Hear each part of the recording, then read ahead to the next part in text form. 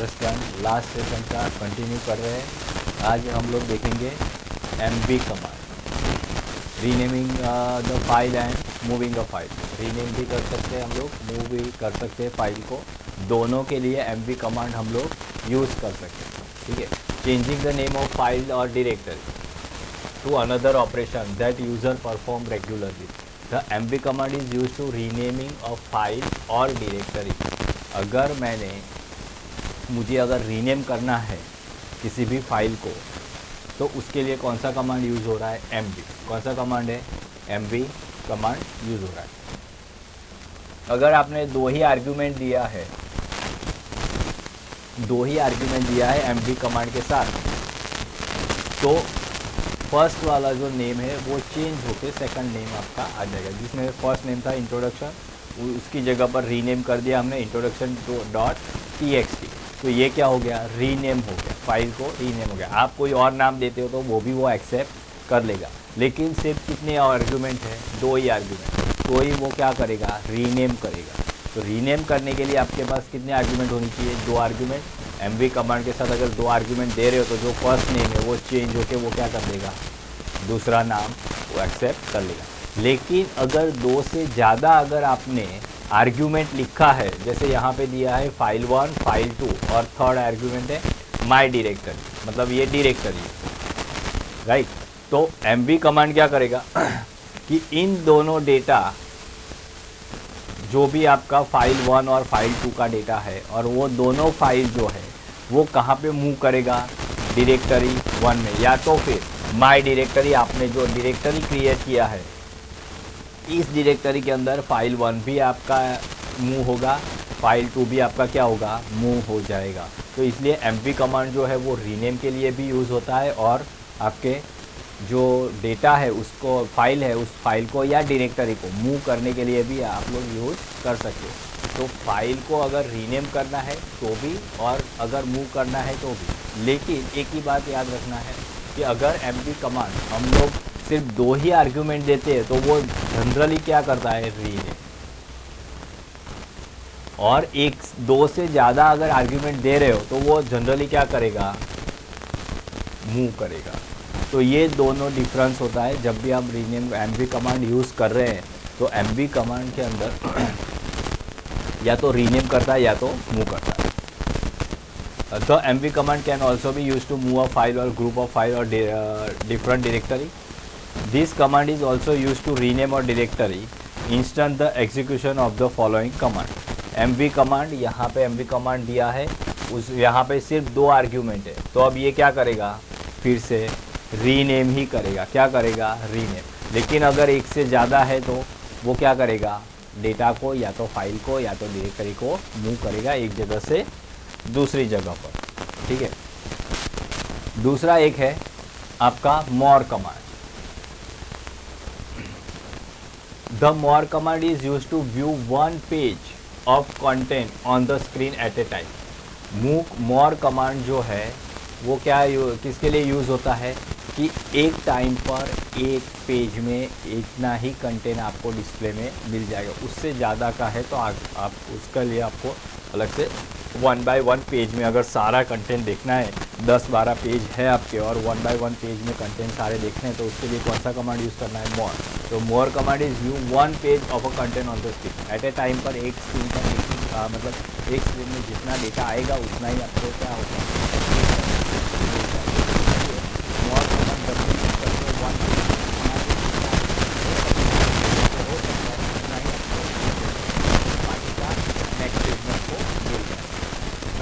For instance, if the file introduction or TXT content tags that cannot fit in a single screen, बहुत बार ऐसा होता है कि एक ही हमारा जो डेटा वो एक ही पेज में अगर एक्सेप्ट नहीं फिट नहीं रहता तो वो क्या करेगा?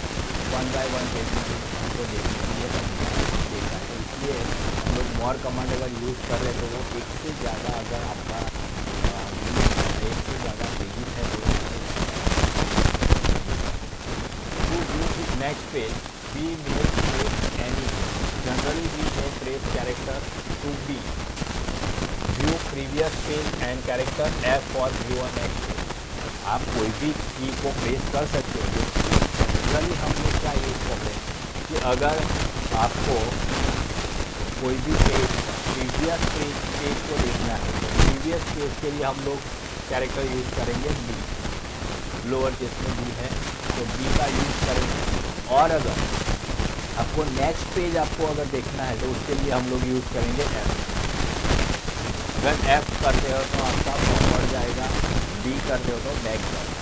तो प्रीवियस और नेक्स्ट पेज देखना है तो प्रीवियस पेज देखना है तो आपका क्या आएगा, प्रीवियस पेज बी, और अगर नेक्स्ट पेज देखना है तो दोनों आप यूज़ कर सकते हो। जैसे मोर कमांड यूज़ किया और फिर आपने फाइल का नाम दे दिया।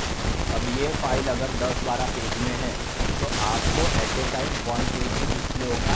अब आपको नेक्स्ट पेज में जाना है तो क्या प्रेस करना पड़ेगा, ठीक है।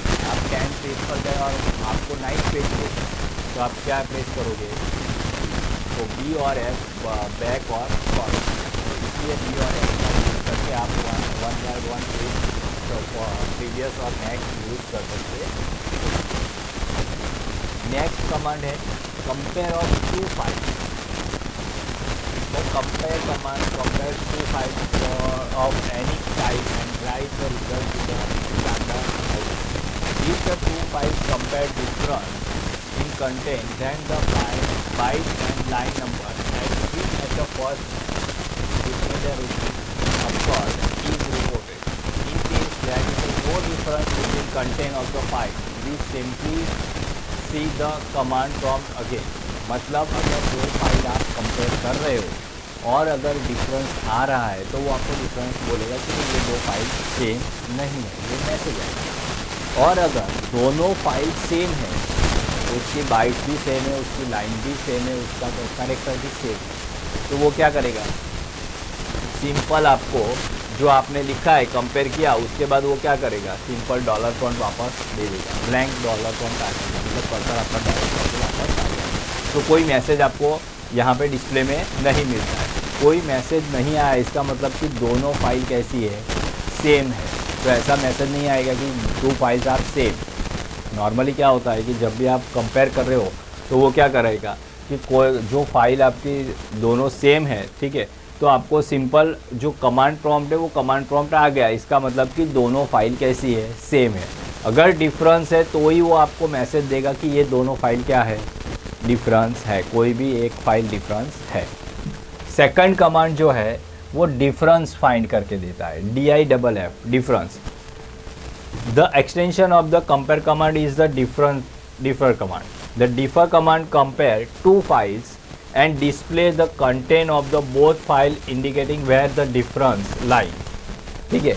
अब ये नॉर्मली क्या करता है कि भाई 2 फाइल सेम नहीं है, मतलब 2 फाइल डिफरेंस है, इतना बता देगा।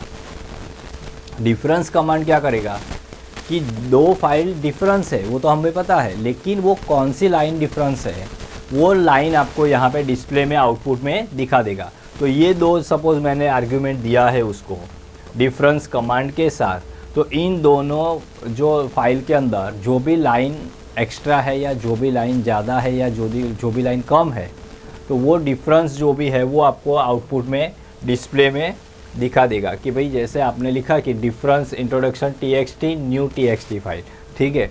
तो वो क्या करेगा कि भाई ये लाइन जो है आपने लिखा हुआ वो लाइन क्या है, डिफरेंट है, ठीक है।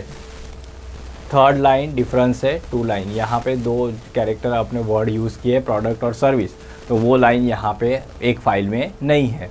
तो वो क्या करेगा कि भाई जो फाइल में नहीं है वो फाइल आपको यहाँ पे वो वर्ड या वो लाइन जो है वो लाइन आपको आउटपुट में डिस्प्ले में दिखा देगा कि भाई ये लाइन आपकी क्या है, डिफरेंस है। जो साइन है लोअर आपका लेस देन का indicates that the file introduction tags contain the tags show but file new introduction dot TXT does not contain the line. मतलब कि ये साइन दिया है, इसका मतलब कि जो फर्स्ट फाइल थी आपकी, कौन सी फाइल थी, फर्स्ट फाइल हमारी इंट्रोडक्शन डॉट TXT। तो इंट्रोडक्शन डॉट TXT के अंदर ये जो लाइन आपको डिस्प्ले में दिखा रही है वो लाइन है नहीं, मतलब वो डिफरेंस है। तो ये इंडिकेट क्या करता है, लेयर आपका लेस देन का साइन, कि आपका जो फर्स्ट फाइल है उसमें ये लाइन नहीं है। तो ये आपको डिफरेंस आपको बताएगा कि ये लाइन नहीं है। और अगर किसी और फाइल में, अगर आपका सेकंड फाइल में अगर कोई आउटपुट है, कोई लाइन बाकी है, डिफरेंस है, तो वो आपको ग्रेटर देन का साइन दिखाएगा कि आपका वो जो डिफरेंस है वो कहाँ पे है, कि ये आपकी न्यू फाइल आपने क्रिएट की उसके अंदर डिफरेंस है। तो दोनों का मतलब अलग होगा कि अगर आपका लेस देन का साइन यूज़ कर रहे हो इसका मतलब फर्स्ट फाइल में डिफरेंस है, और अगर ग्रेटर देन का साइन यूज़ हो रहा है इसका मतलब आपका जो सेकंड फाइल है उसके अंदर डिफरेंस है। तो ऐसे दो डिफरेंट कैरेक्टर साइन इंडिकेट करती है कि भाई कहाँ पे क्या डिफरेंस दिया है, कौन सी फाइल में डिफरेंस है। तो वो डिस्प्ले कहाँ कैसे पता चलेगा, आपका ग्रेटर देन और लेस देन के साइन के साथ। क्लियर हो गया। तो ऐसे आपको डिफरेंस अगर है तो पता चलेगा, लेकिन कंपेयर में वो चीज़ नहीं होती कि ये दो फाइल सेम है। क्लियर। ओके। अब है वर्ड काउंट WC कमांड। मुझे लाइन नंबर फाइंड करना है, काउंट करना है, वर्ड काउंट करना है, कैरेक्टर काउंट करना है, तो उसके लिए सिंपल कमांड आपको दिया हुआ है वर्ड काउंट WC। तो अगर आप WC लिखकर आप अगर फाइल नेम दे रहे हो तो इसका मतलब क्या होगा कि ये जो फाइल नेम दे रहे हो उसके अंदर आपका लाइन नंबर कौन सा है। अब लाइन नंबर कैसे पता चलेगा, उसकी 3 आर्ग्यूमेंट है, ऑप्शन हम लोग जो बोलते हैं, ठीक है। 3 आर्ग्यूमेंट में क्या है, वर्ड काउंट आपका फर्स्ट कमांड है, फर्स्ट आर्ग्यूमेंट है -L for line, -W for word और -C फॉर कैरेक्टर। तो लाइन, वर्ड, कैरेक्टर। तो हमें यहाँ पे क्या लिखा है, -L। L मतलब क्या फाइंड करेगा, लाइन नंबर, ठीक है। अगर यहाँ पे आपको -L की जगह -C कर दिया तो अब क्या फाइंड करेंगे, कैरेक्टर। और कैरेक्टर की जगह पर अगर मैंने यहाँ पे W कर दिया तो क्या फाइंड होगा, वर्ड काउंट होगा। तो इसलिए हम लोग जब वर्ड काउंट कर रहे हैं तो उसकी 3 आर्ग्यूमेंट आप यूज़ कर सकते हो। लाइन के लिए -L, वर्ड के लिए -W, कैरेक्टर के लिए -C। तो वर्ड, कैरेक्टर और लाइन, ऐसे आप लोग जो भी वर्ड काउंट करना चाहते हो, ठीक है, जो भी आप लाइन का किसी भी फाइल में से लाइन काउंट करना चाहते हो, किसी भी फाइल में से आप वर्ड काउंट करना चाहते हो, किसी भी फाइल में से आप अगर कैरेक्टर काउंट करना चाहते हो, तो ये सारा जो है वो सारा आपको WC कमांड में आपको मिल जाएगा। क्लियर। अब यहाँ पे क्या है कि वर्ड काउंट के साथ आप एक आर्ग्यूमेंट भी यूज़ कर सकते हो, 2 आर्ग्यूमेंट भी यूज़ कर सकते हो और तीन एक साथ भी यूज़ कर सकते हो। तो यहाँ पे हमने तीनों आर्ग्यूमेंट यूज़ किया है।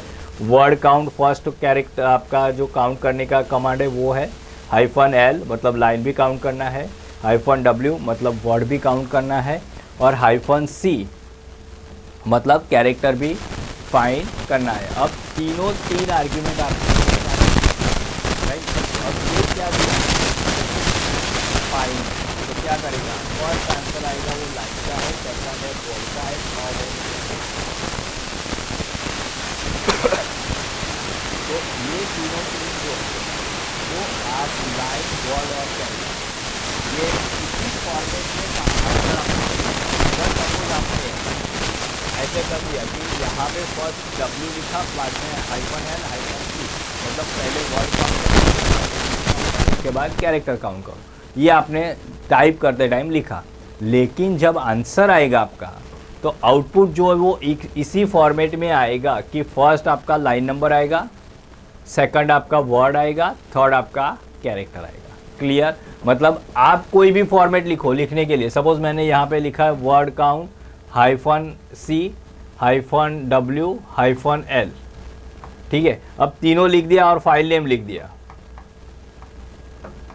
तो आंसर जो आएगा वो लाइन का फर्स्ट आएगा, वर्ड का सेकंड आएगा और कैरेक्टर का थर्ड आएगा। वो अपना फॉर्मेट चेंज नहीं करेगा। आप लिखने के लिए, इनपुट देने के लिए कुछ भी लिखो, उससे वो एरर नहीं दिखाएगा, लेकिन जो आउटपुट आएगा उस आउटपुट में आपको क्या मिलेगा, first line number, second word और थर्ड कैरेक्टर। क्लियर हो गया। तो आप इस तरह से वर्ड को काउंट कर सकते हो, लाइन को काउंट कर सकते हो, कैरेक्टर को भी काउंट कर सकते हो, ठीक है। आप एक ही आर्ग्यूमेंट यूज़ कर सकते हो, 2 भी कर सकते हो और तीन एक साथ भी कर सकते हैं हम लोग, ठीक है। In the earlier session, we have seen option which can be used with a ls command. The ls command has several other options also. ls command में दूसरे ऑप्शन भी आपको दिया हुआ है. यहाँ पे आपको लिया है कि भाई आपने ls कमांड दिया है -l किया तो टोटल कितना हुआ 6. तो ls-l दिया तो 1 2 3 4 5 6 राइट. अब ये जो है उसके अंदर आपके स्टार्टिंग जो है हर एक फाइल में वो डिफरेंट आपके क्या है परमिशन मिली हुई है वो दिखाता है. हम जब ls-l कमांड करते हैं ठीक है तो ls कमांड में अभी तक हमने कभी देखा नहीं कि भाई आउटपुट क्या आएगा. तो यहाँ पे जो आउटपुट आ रहा है कि टोटल 6 लाइन है ठीक है. ये 6 लाइन के अंदर फर्स्ट जो आपको ऑप्शन देते हैं वो है आपका परमिशन. क्या देते हैं परमिशन. ठीक है कि आपने जो दिया है उसमें कौन सी परमिशन मिली हुई है. फर्स्ट ये परमिशन है, सेकंड ये परमिशन है, थर्ड परमिशन है. ठीक है क्लियर ओके. अब ये जो परमिशन है वो कैसे मिलता है तो वो आप जब परमिशन आप दे रहे हो तो परमिशन में आपके पास क्या दिया है 3 यूज़र होते हैं. 3 यूज़र में एक है यूज़र, दूसरा है उसका ग्रुप और थर्ड है अदर. ये 3 टाइप के यूज़र आपको मिलते हैं. फर्स्ट कौन सा है यूज़र, सेकंड कौन सा है ग्रुप है, थर्ड कौन सा है अदर है. यूज़र जो है उसको 3 परमिशन मिलती है. एक रीड का, दूसरा है राइट का और थर्ड जो है वो है आपका एग्जीक्यूट का. रीड राइट और एग्जीक्यूट 3 परमिशन मिलती है किसी भी फाइल को, किसी भी आपका जो डायरेक्टरी है उसमें रीड करने का, राइट करने का और एग्जीक्यूट करने का. इसी तरह ग्रुप को भी रीड राइट और एग्जीक्यूट का परमिशन मिलता है. इसी तरह अदर का भी रीड राइट और एग्जीक्यूट परमिशन मिलता है. अब सिंपल एक आपकी फाइल है ठीक है, ये आपका gandhiji.txt करके फाइल है. इस फाइल के अंदर मुझे यहाँ पे परमिशन मिली हुई है. अब ये फाइल में परमिशन जो है वो कैसे दी हुई है RW दिया हुआ है. ठीक है मतलब एग्जीक्यूट का परमिशन नहीं है. मतलब यहाँ पे हम लोग लिखेंगे तो रीड और राइट का परमिशन है, एग्जीक्यूट का नहीं है. मतलब आप रीड कर सकते हो, राइट कर सकते हो, लेकिन उसको अगर मुझे अगर उसको एग्जीक्यूट करना है तो वो रन नहीं होगा. सेकंड है R का परमिशन है और ये दोनों परमिशन नहीं है. मतलब ग्रुप में सिर्फ रीड का परमिशन है, आपका राइट का और एग्जीक्यूट का परमिशन नहीं है. थर्ड है फिर से उसमें भी ग्रुप अदर को भी रीड का परमिशन है, एग्जीक्यूट का और आपका जो परमिशन मिलता है ठीक है आपका एग्जीक्यूट का और राइट का वो परमिशन नहीं है. तो अब आप सिंपल एक बात समझो कि ये मेरा ग्रुप है, अरे ये मेरा यूज़र है, ये ग्रुप है और ये अदर है.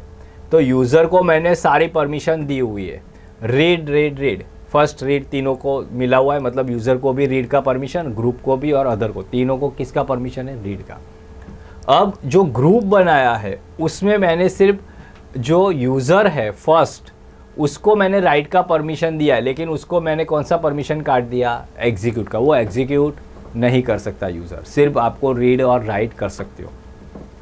ग्रुप को जो है वो ग्रुप में क्या हो गया कि ग्रुप को मैंने परमिशन राइट का भी नहीं दिया है, राइट का परमिशन नहीं है. मतलब ये 2 परमिशन कैंसिल हो गए. इसी तरह अदर का है, अदर का भी मैंने परमिशन काट दिया, ये एक परमिशन कट गया. एग्जीक्यूट का परमिशन भी नहीं है. तो एग्जीक्यूट का परमिशन सिर्फ मैंने यूज़र को दिया हुआ है. फर्स्ट में तो ये भी नहीं दिया अदर्स को, रीड राइट और एग्जीक्यूट, और यूज़र को, ग्रुप को रीड का राइट का और आपका ग्रुप और अदर को दोनों कट दिए. अदर में आपको तीनों परमिशन मैंने क्या कर दिया, एग्जीक्यूट का कोई परमिशन है ही नहीं. तो इसी तरह यहाँ पे सारी फाइल्स के आगे 3 यूज़र आपको मिल जाएंगे. अब यहाँ पे आपको पता कैसे चलेगा कि आपका जो ये आपने दिया है वो फाइल है या आपका डायरेक्टरी है, ये पता कैसे चलेगा. तो जो फाइल होगी ठीक है कि जिसको आपने परमिशन दिया हुआ है तो वो जो फाइल है उसके आगे डैश है। क्लियर? मतलब डैश है मतलब वो क्या है, फाइल है। और जो डायरेक्टरी है उसके आगे डी लिखा हुआ रहेगा, तो यहाँ पे डी मतलब डायरेक्टरी। क्लियर हो गया? तो आपको पता चलेगा ओके ये तो फाइल है, तो फाइल को परमिशन कौन सी है, डायरेक्टरी है तो डायरेक्टरी को परमिशन कौन सी मिली है। जो देखो डायरेक्टरी में तीन परमिशन यूज़र को मैंने दिया हुआ है, रीड राइट और एग्जीक्यूट का।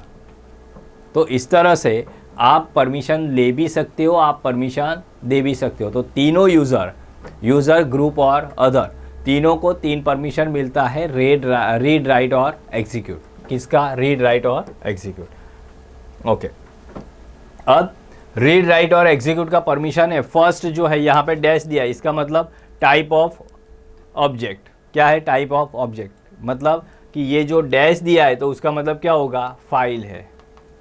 और अगर डी लिखा है इसका मतलब क्या होगा, वो डायरेक्टरी दिया हुआ है। तो फाइल है या तो डायरेक्टरी, वो डिफाइन करेगा फर्स्ट कॉलम।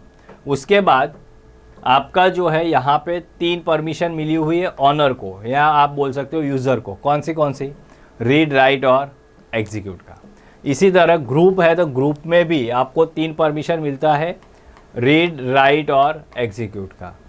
और थर्ड है अदर यूज़र्स, तो अदर यूज़र्स को भी क्या मिलता है, रीड राइट और एग्जीक्यूट। तो इस तरह से रीड राइट एग्जीक्यूट का परमिशन तीनों यूज़र को मिलता है। आप दे भी सकते हो, आप वापस ले भी सकते हो। तो इस तरह से आपका ये जो पूरा आपका जो हायरार्की रेडी होगा, उसमें फर्स्ट जो ऑब्जेक्ट है वो टाइप ऑफ ऑब्जेक्ट के क्या है कि आपकी ये जो आपको परमिशन मिली है वो किसकी है, डायरेक्टरी के है, या मतलब वो टाइप कौन सा है, फाइल है या तो डायरेक्टरी। ठीक है, अब उसको कौन सी परमिशन मिली हुई है तो वो आपको डिफाइन करके देता है। ठीक है, अब डिफाइन करने के लिए यहाँ पे हमें लिखा है 3 परमिशन मिली हुई है, read write and execute. Read write and execute. ठीक है, the set of 3 character after the file type show 2 to 4 tells which permission to the owner of the file. मतलब यहाँ पे जो आपको सीक्वेंस दिया है 2 to 4, तो 2 to 4 किसकी परमिशन है, ओनर की। किसकी परमिशन है, ओनर की। इसी तरह 5 to 7 किसकी परमिशन है, ग्रुप का। और 8 to 10 किसका परमिशन है, अदर का। तो 2, 3, 4 ऑनर का, 5, 6, 7 नंबर ग्रुप का, और 8, 9, 10 आपके ऑनर अदर्स का। ठीक है, तो वही यहाँ पे दिया है कि 2 to 4 आपको दिया हुआ है, परमिशन किसके लिए है, ओनर के लिए। Owner of the file is the user who created the file, admission in our case, administrator in our case. मतलब कि यहाँ पे हमने 2 to 4 परमिशन दी है, वो किसकी है, ओनर की। तो ओनर को हमने क्या दिया है कि ओनर किसको कहेंगे, जो फाइल क्रिएट करता है वो। अब उसको आपने अगर एग्जीक्यूट का परमिशन नहीं दिया तो क्या चलेगा, होगा कुछ नहीं होगा। तो इसलिए उसको हमने परमिशन दिया हुआ है।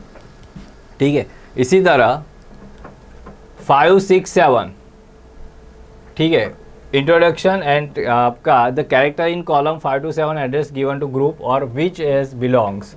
Similarly the character in the column 8 to 10 denote permission given by other user. ठीक है, मतलब ग्रुप को छोड़ के और यूज़र को छोड़ के जो भी बाकी बचते हैं उन सब के लिए कौन सा परमिशन है, डिनोट करता है 8 to 10। ठीक है, तो इस तरह से आप फाइल में डिफरेंट यूज़ कर सकते हो। अब मुझे अगर ऑक्टेल का यूज़ करना है तो परमिशन कैसे दिया जाता है ऑक्टेल के अंदर, नंबर में। तो यहाँ पे आपको दिया है कि परमिशन इन टेक्स्ट मोड। टेक्स्ट मोड में कौन सा परमिशन है, अगर 3 डैश है, कहाँ पे डैश दिखाएगा, देखो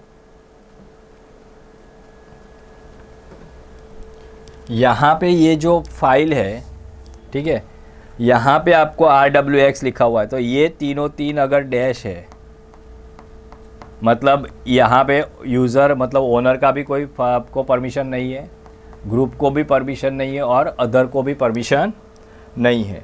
अगर ये नहीं है तो फिर क्या आएगा, ज़ीरो। क्या आएगा, zero.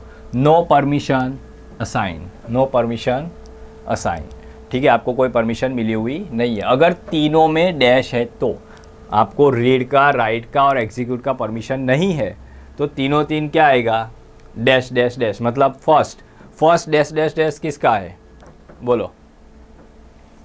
First dash dash dash किसका है, आपका 0 का परमिशन मतलब यूज़र हो तो यूज़र का, ग्रुप में भी अगर डैश डैश है तो ग्रुप को भी और अदर को भी डैश। सेकंड है डैश डैश एक्स मतलब 1 नंबर, तो only execute permission is allowed, आपको सिर्फ एग्जीक्यूट का परमिशन मिलता है अगर आपने 1 लिखा है तो। सपोज़ मैंने लिखा है 001 मतलब फर्स्ट किसका है, यूज़र का, यूज़र का 0 मतलब read write execute permission cancel, group read write execute permission cancel, other क्या है 1 है, यहाँ पे 1 लिखा है तो 1 का मतलब क्या होगा एग्जीक्यूट, तो यहाँ पे एक परमिशन आपको दिया है, यहाँ पे परमिशन नहीं है। क्लियर हो गया, ठीक है। इसी तरह आपने 2 लिखा है और W दिया है, अब मैंने यहाँ पे दिया कि dash W1 dash dash dash dash dash dash, अब बताओ रीड का परमिशन यूज़र को नहीं है, राइट का परमिशन आपको दिया है यहाँ पे, सॉरी यहाँ पे W नहीं डैश X, ओके, तो X का परमिशन है मतलब क्या हुआ 1 आ गया, तो यहाँ पे मैंने लिखा है X मतलब यहाँ पे क्या होगा 001, फिर 000, फिर 000 मतलब ग्रुप में आपने सिर्फ किसका परमिशन दिया है, एग्जीक्यूट का परमिशन दिया है, किसको दिया है यूज़र को, किसको दिया है यूज़र को। क्लियर हो गया। तो इसी तरह W का परमिशन है तो वो 2 नंबर आएगा, तो मैंने अगर सपोज़ लिखा है कि डैश WX, अब बताओ, और फिर डैश डैश डैश, तो यूज़र को कौन सी 2 परमिशन मिली हुई है, राइट का और एग्जीक्यूट का, किसका है राइट और एग्जीक्यूट, ठीक है। तो आप जैसे परमिशन देना चाहते हो वैसे दे सकते हो, only write permission is access is allowed. WX अगर 3 दे दिया तो एग्जीक्यूट का परमिशन और राइट का परमिशन दोनों साथ में मिल जाएगा अगर 3 आपने लिखा है तो। इसी तरह सिर्फ रीड का परमिशन है तो 4 नंबर आपको देना है, only read access is allowed. RX है, W का परमिशन कैंसिल किया है तो 5 नंबर देना है, तो read and execute the access are allowed. RW यहाँ WX है, यहाँ पे RW है, 6 नंबर दिया है तो रीड और राइट का परमिशन मिला हुआ है, और RWX तीनों का परमिशन मिला है तो क्या आएगा 7 है तो तीनों परमिशन मिलती है। सपोज़ मैंने यहाँ पे ऐसे लिखा है 772, अब बताओ 772 है एग्जाम्पल, तो यहाँ पे 7 का मतलब क्या होगा रीड राइट और एग्जीक्यूट, मतलब यूज़र जो है यूज़र को सारी परमिशन तीन परमिशन मिला हुआ है। सेकंड किसका आता है ग्रुप का, तो ग्रुप में भी 7 है तो क्या आएगा तीन परमिशन ग्रुप को भी मिला हुआ है। अब अदर में क्या है 2 का मतलब क्या होगा राइट का, तो इसको सिर्फ किसका परमिशन मिला हुआ है राइट का ही परमिशन मिला हुआ है, बाकी कोई परमिशन मिला हुआ नहीं, मतलब रीड का भी नहीं है और एग्जीक्यूट का भी नहीं है। तो इस तरह से ऑक्टेल का यूज़ करके भी क्या कर सकते हो, यहाँ पे आपका जो भी परमिशन है वो परमिशन दे सकते हो या परमिशन वापस ले दिखाई देता है, मतलब आपको पता चल जाएगा कि परमिशन कौन सी है और किसको कौन सी परमिशन दी हुई है। अब परमिशन मुझे वापस लेनी है या मुझे परमिशन चेंज करनी है तो उसके लिए कमांड है ch मोड। कौन सा कमांड है changing permission, ch mode command दिया हुआ है। ch मोड कमांड के साथ साथ आपको 3 यूज़र या 1 यूज़र या दोनों यूज़र आपको लिखने पड़ेंगे कि आप परमिशन किसको देना चाहते हो, यूज़र को, ग्रुप को या अदर को।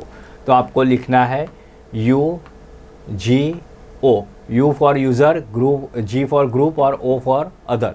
अगर आप सिर्फ यूज़र को देना चाहते हो तो आपको सिर्फ U लिखना है, यूज़र और ग्रुप को देना चाहते हो तो UG लिखना है, यूज़र और अदर को देना चाहते हो तो U और O लिखना है, ग्रुप और अदर को देना चाहते हो तो GO लिखना है, और तीनों को देना चाहते हो तो UGO लिखना है सबसे पहले। क्लियर हो गया, मतलब सिंगल परमिशन, दो परमिशन दे सकते हो और तीन परमिशन भी हम लोग दे सकते हो। जो भी परमिशन आपको देनी है रीड का, राइट का, एग्जीक्यूट का, आप दे सकते हो। ओके, अब उसके बाद अगर आपको परमिशन देनी है यूज़र को, रीड का, राइट का या एग्जीक्यूट का, तो आपको लिखना है प्लस का साइन। किसका साइन? प्लस का। अगर आपको परमिशन जो दी हुई है उसको कैंसिल करना है या आपको वापस ले लेनी है तो आपको यूज़ करना पड़ेगा माइनस का साइन। तो UGO प्लस UGO माइनस, 2 है तो 2, सिंगल है तो सिंगल, तीनों 3 है तो तीनों 3। ठीक है, जो भी लिखोगे, अगर ऐड कर रहे हो तो प्लस का साइन, माइनस कर रहे हो तो माइनस का साइन। क्लियर हो गया? अब यहाँ पे मुझे अगर जो परमिशन देनी है, सपोज मैं यहाँ पे लिख रहा हूँ W और X, इसका मतलब क्या हुआ? कौन सी परमिशन दी हुई है? राइट की और एग्जीक्यूट की। कौन सी परमिशन नहीं दी हुई तीनों को? रीड का। क्लियर? इसी तरह अगर मुझे वापस ले लेना है, मैंने यहाँ पे लिख दिया RWX, इसका मतलब क्या हो गया कि जो यूज़र है, जो ग्रुप है, जो अदर है, तीनों को मैंने तीनों 3 परमिशन जो दी हुई थी वो तीनों 3 परमिशन मैंने वापस ले ली। अब आप यहाँ से वापस लेने के लिए भी 2 का भी परमिशन ले सकते हो। ठीक है, सिर्फ यूज़र का कट हुआ, G लिख दिया, RX, तो रीड का राइट का परमिशन मिला हुआ है ग्रुप को, लेकिन रीड और एग्जीक्यूट का परमिशन नहीं मिला हुआ। तो इस तरह से आप आपका जो परमिशन है वो परमिशन दे सकते हो या तो वापस ले सकते हो। देने के लिए ऐड करनी है परमिशन तो प्लस का साइन, और जो परमिशन दी हुई है उसको कैंसिल करना है तो आपको माइनस का साइन यूज़ करना पड़ेगा। ठीक है, तो U for user, G for group और O for other. UGO, user group other, minus W, इसका मतलब तीनों 3 यूज़र्स को आपने राइट का परमिशन क्या कर दिया है? कैंसल। लेकिन यहाँ पे अगर मैंने यहाँ पे प्लस का साइन यूज़ कर दिया तो तीनों 3 यूज़र को आपने राइट का परमिशन दिया हुआ है। राइट, अब पहले यहाँ पे उन्होंने एक फ़ाइल को देखा है कि भाई ls-l, मतलब लॉन्ग लिस्ट आपको देखना है, एक सिंगल लाइन में आपको फाइल नेम दिखाएगा, introduction.txt। तो introduction.txt के अंदर वो फाइल कब हुई थी रेडी, वो सब आपको परमिशन के साथ यहाँ पे डिस्प्ले में आउटपुट मिल गया कि introduction.txt फाइल जो है उसमें ये फाइल है, क्योंकि डैश है आगे। ऑब्जेक्ट टाइप कौन सा है? फाइल। D होगा तो डिरेक्टरी। तीनों 3 में R और R 3 परमिशन मिली हुई है, मतलब तीनों को, यूज़र, ग्रुप और अदर, तीनों को कौन सी परमिशन मिली हुई है?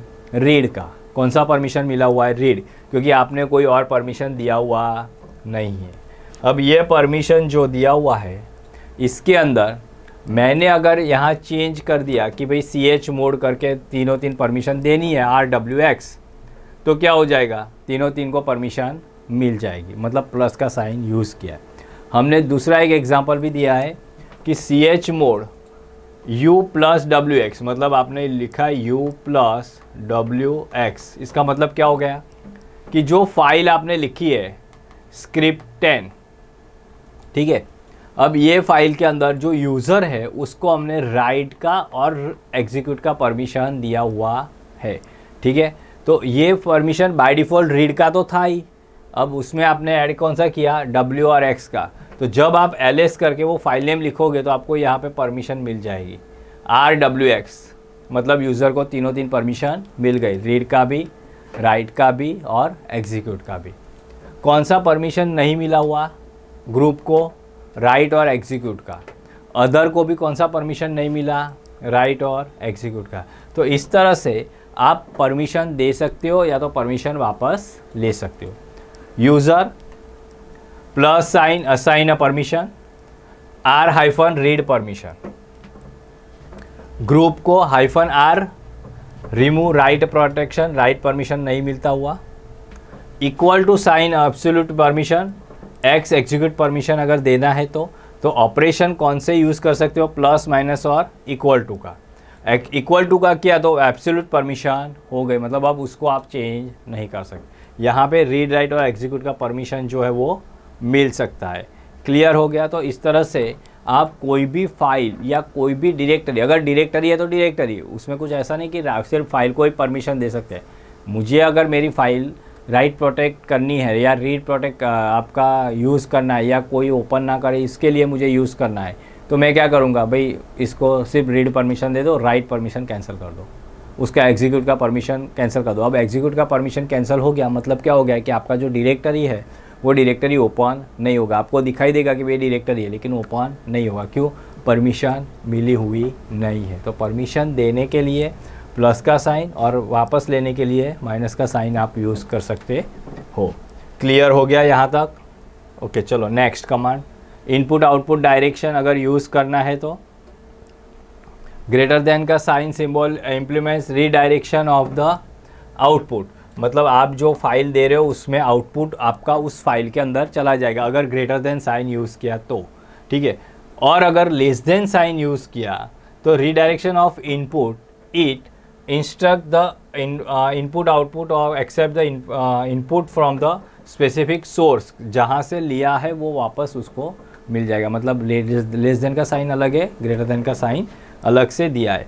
अब यहाँ पे आपने लिखा है WC-L less than introduction dot TXT। Here we are instruct OS to accept the input from a file name introduction. मतलब ये अब क्या करेगा कि आपका वर्ड काउंट करना है, ठीक है। वो वर्ड काउंट कौन सी फाइल में से करना है? introduction2.txt, ठीक है। इसी तरह अगर आपने दूसरा कमांड लिखा है ls greater than list.txt, when execute will transfer the output ls command to file, आपका क्या नेम है? list.txt। अब दोनों में डिफरेंस देखो, WC-L इंट्रो, ठीक है। तो ये जो वर्ड काउंट होगा वो कौन सी फाइल का होगा? इंट्रोडक्शन का। और यहाँ पे अगर आपने ऐसे लिखा ls ग्रेटर देन, ठीक है, और XYZ फाइल का नाम, तो ये जो लिस्ट होगा वो आउटपुट कहाँ पे इनपुट होगा? XYZ फाइल के अंदर। तो दोनों में डिफरेंस है कि आप लेस देन का साइन यूज़ कर रहे हो या ग्रेटर देन का साइन यूज़ कर रहे हो। अगर ग्रेटर देन का कर रहे हो इसका मतलब वो आउटपुट वहाँ जाएगा।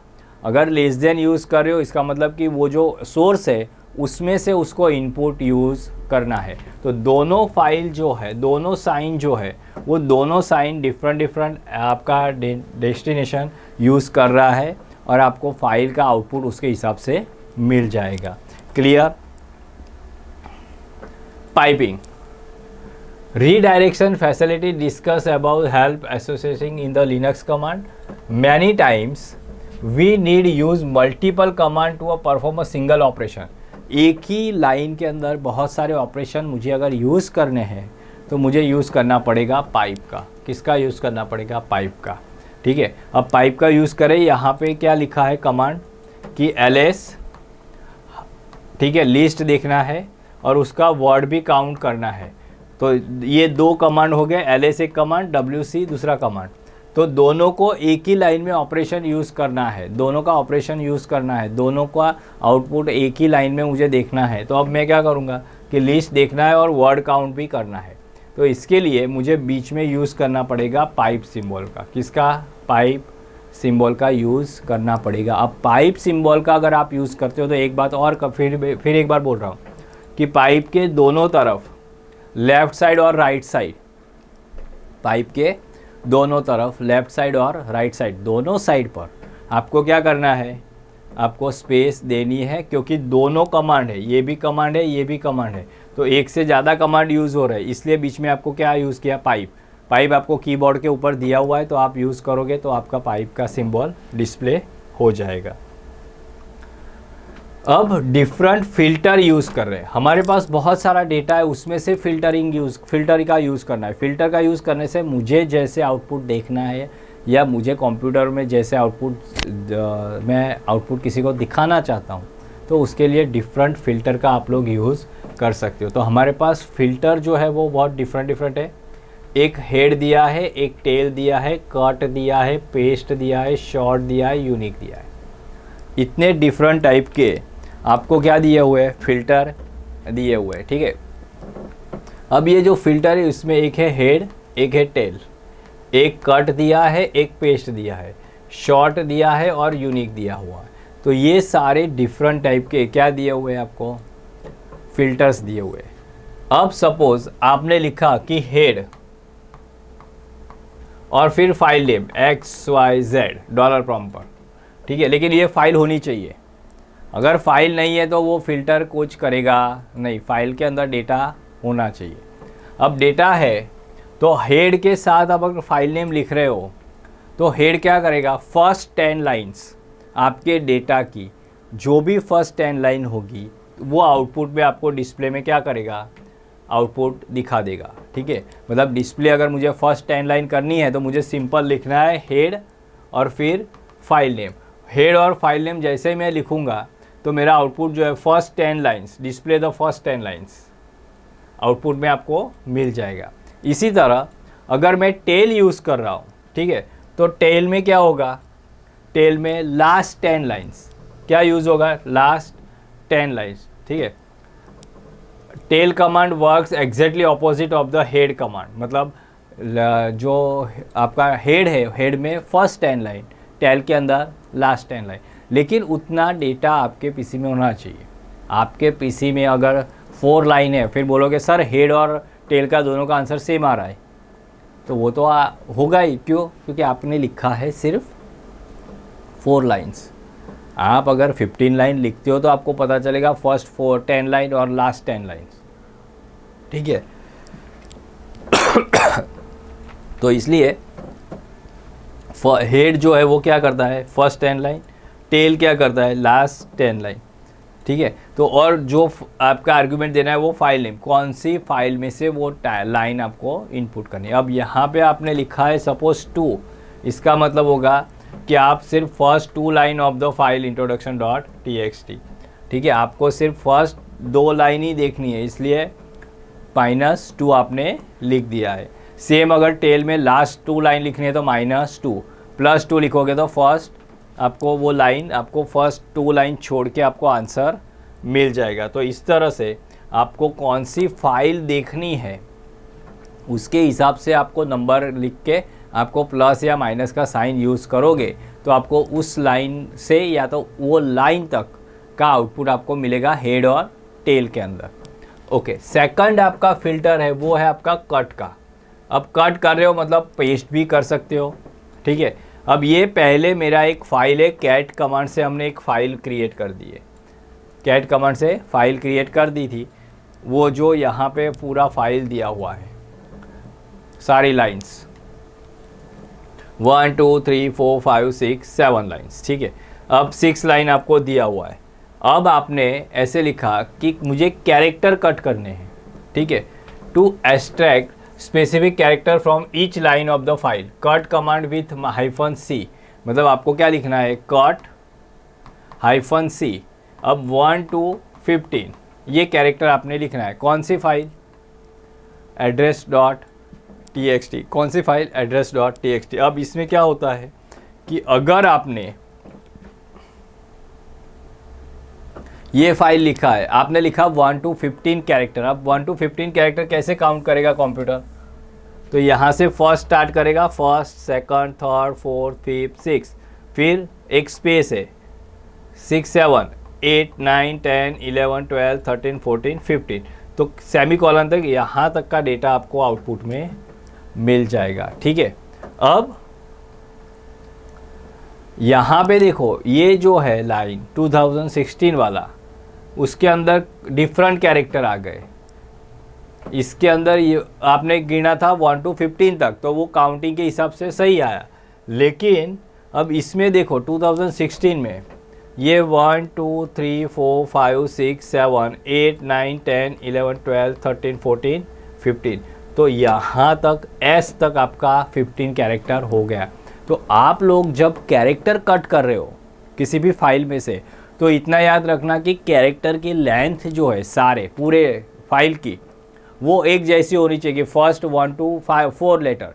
तो जो फर्स्ट कॉलम है उसमें 1 to 4 कैरेक्टर ही होने चाहिए। अगर एक भी ज़्यादा कम हो गया तो आपका आउटपुट जो है वो प्रॉपर नहीं आएगा। तो इसलिए यहाँ पे जो है आप देखो, यहाँ पे आपने जो लिखा था इसमें 1 to 15 कैरेक्टर ठीक आए, लेकिन यहाँ पे देखो अब्दुल कॉमा, और अब्दुल के बाद कॉमा, बाद में स्पेस, बाद में एस आया। क्यों? उसके 50 कैरेक्टर कब होंगे?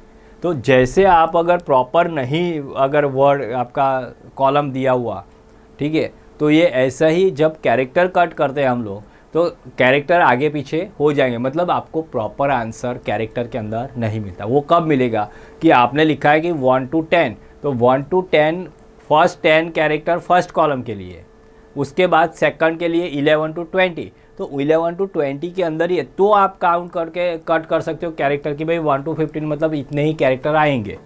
लेकिन अगर कैरेक्टर आगे पीछे है, ठीक है, तो फिर आउटपुट भी किस तरह से आएगा, इस तरह से जैसे इसमें प्रॉब्लम क्रिएट हो गया आपके आउटपुट में, वैसे आपका क्या होगा, कैरेक्टर अगर कट कर रहे हो तो ऐसे प्रॉब्लम क्रिएट होते हैं।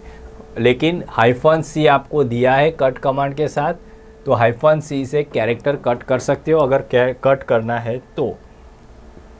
सेकंड, इसका एक अच्छा आपको ऑप्शन दिया हुआ है कि अगर आपको कट करना नहीं है, कैरेक्टर काउंट नहीं करना है, सिंपल आप कॉलम काउंट कर लो, कितने कॉलम है उसको कट कर दो। जैसे यहाँ पे हमने जो फर्स्ट फाइल बनाई थी, इसके अंदर आपका आप कॉलम काउंट करेंगे हम लोग, तो कैसे आएगा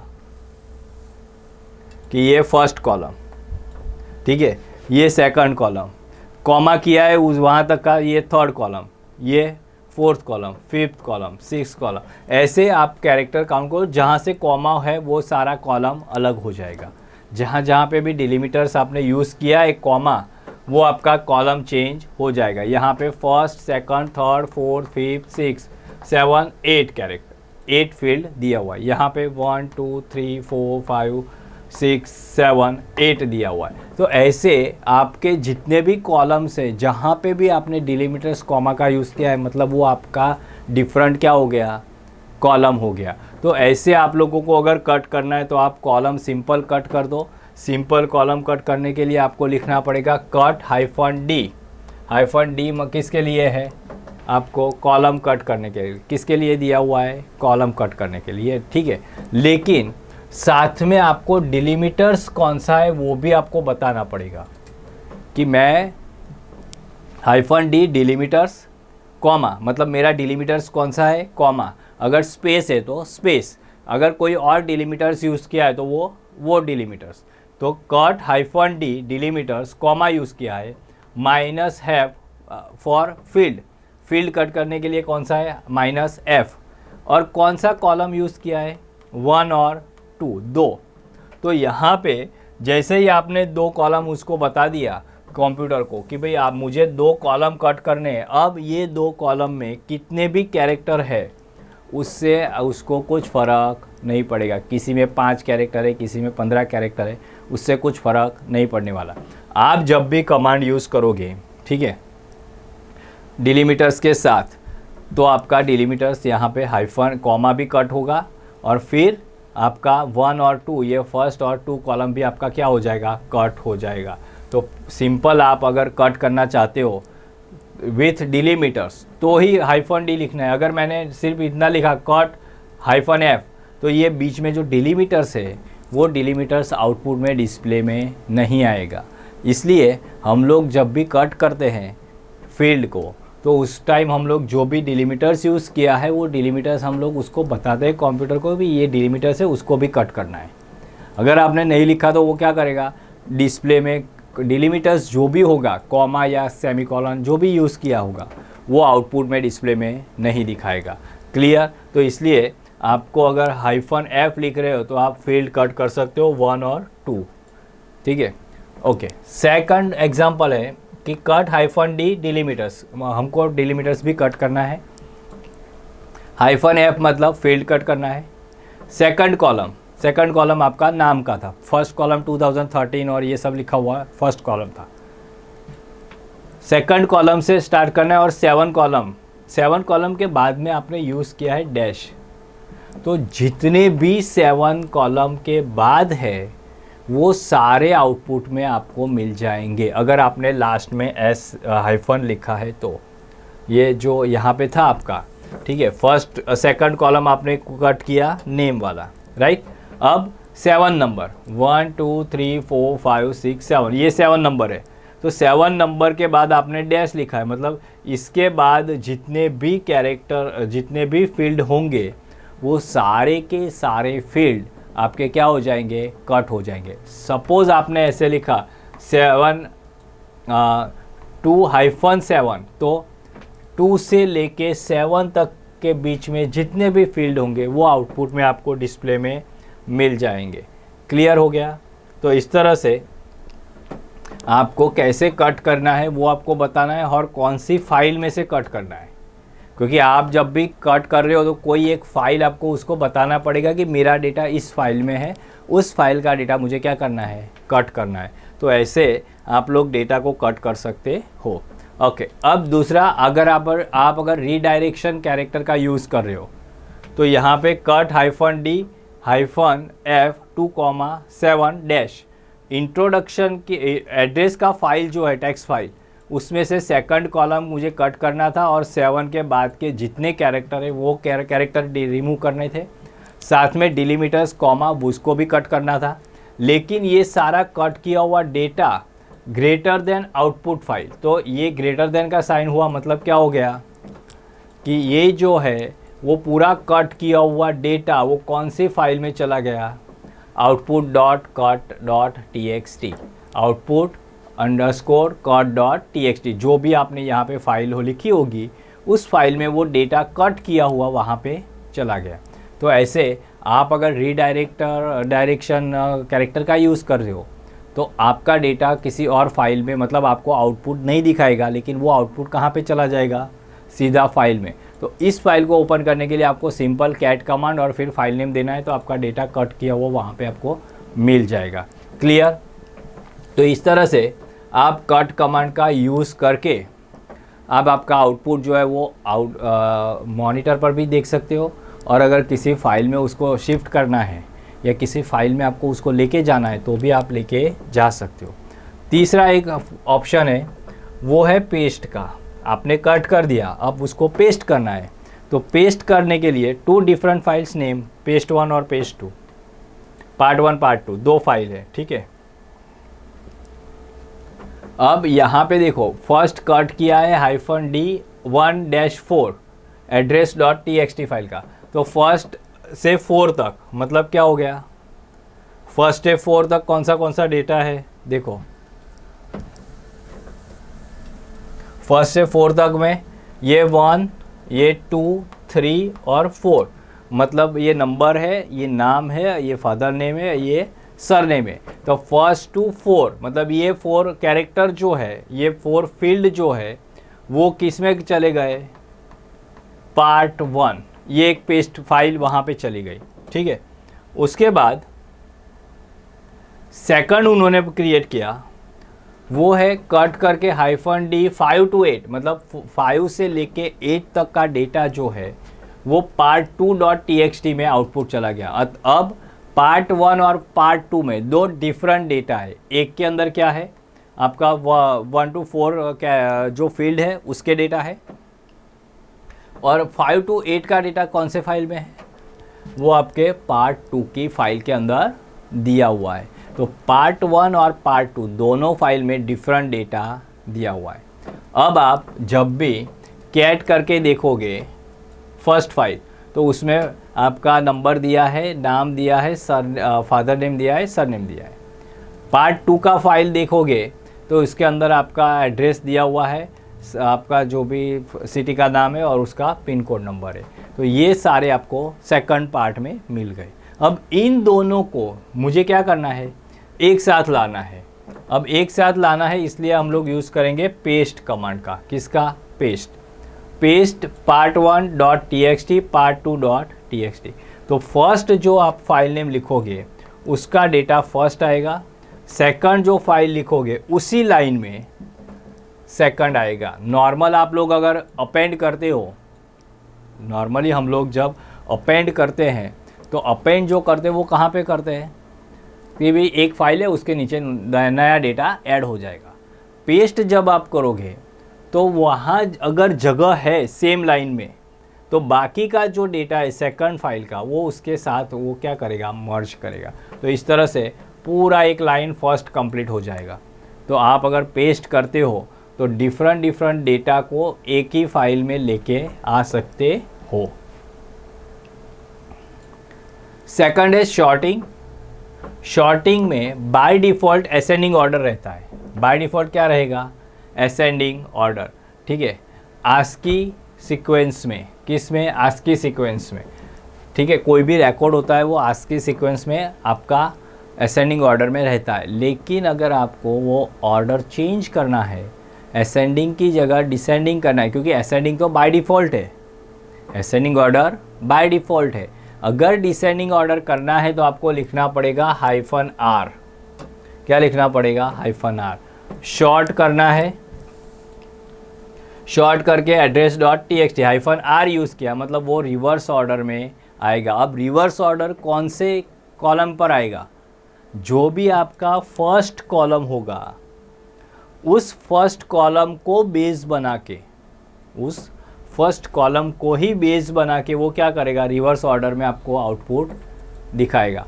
लेकिन अगर आप फर्स्ट कॉलम की जगह नेम पर आ रहे हो तो वो नेम फर्स्ट होना चाहिए, तो वो नेम के हिसाब से जाएगा। क्लियर? तो शॉर्टिंग ऑर्डर आपका बाय डिफ़ॉल्ट जो भी फर्स्ट फील्ड होगा, फर्स्ट फील्ड उसको जो भी मिलेगा, सपोज़ आपका नाम है फर्स्ट फील्ड में, तो वो नाम के हिसाब से रिवर्स ऑर्डर करेगा। अगर नंबर है तो नंबर को रिवर्स ऑर्डर करेगा। लेकिन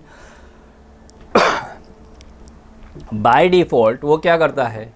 असेंडिंग ऑर्डर में डेटा स्टोर कर देता है। वो बाय डिफ़ॉल्ट क्या करता है? असेंडिंग ऑर्डर में जो डेटा है वो डेटा आपका स्टोर कर देता है, ठीक है।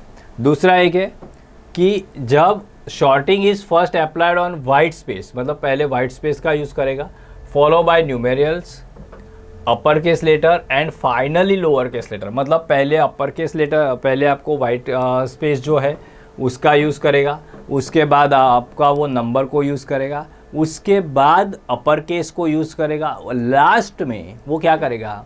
लोअर केस जो है उसका यूज़ करके वो क्या करेगा? शॉर्टिंग करेगा। मतलब शॉर्टिंग में भी फर्स्ट को कौन से कैरेक्टर को करेगा? आपका वाइट स्पेस को। सेकंड ऑर्डर किसका हो जाएगा? न्यूमेरिकल्स को। Third order upper case character को, और फोर्थ ऑर्डर आपका लोअर केस कैरेक्टर को जाएगा। उसके हिसाब से वो डेटा को क्या करेगा? स्टोर कर देता है, ठीक है। The execution of short command does not modify the actual file. The record in the actual file will remain in the same position. The short order is applied only at the time of displaying the output. मतलब कि जब भी आप shorting order करते हो किसी भी file में, तो वो जब डिस्प्ले होता है उसी टाइम के लिए वो ऑर्डर चेंज करता है।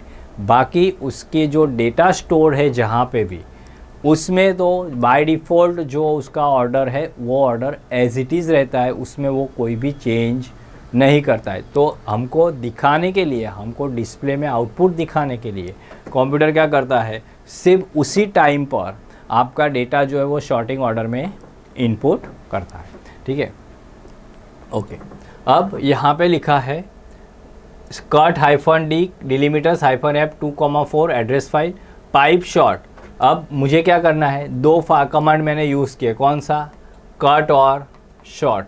तो अब ये जो डेटा कट किया हुआ है हमने, वो कट किया हुआ डेटा जिस फाइल में से लिया है उस फाइल को क्या करना है? शॉर्ट करना है। उस फाइल को क्या करना है? शॉर्ट करना है। तो उस फाइल को अब शॉर्ट करेंगे तो बाय डिफ़ॉल्ट शॉर्ट लिखा है, मतलब कौन से ऑर्डर में होगा? असेंडिंग ऑर्डर में। शॉर्ट -r लिखा तो रिवर्स ऑर्डर। तो यहाँ पे हमने ऑर्डर लिखा है तो अपने आप ADH ये आपका असेंडिंग ऑर्डर में ही आया। इसमें नंबर हमने यूज़ नहीं किया था। नंबर यूज़ नहीं किया क्योंकि हमने 2 कॉमा से स्टार्ट किया, 2 कॉलम से स्टार्ट किया है।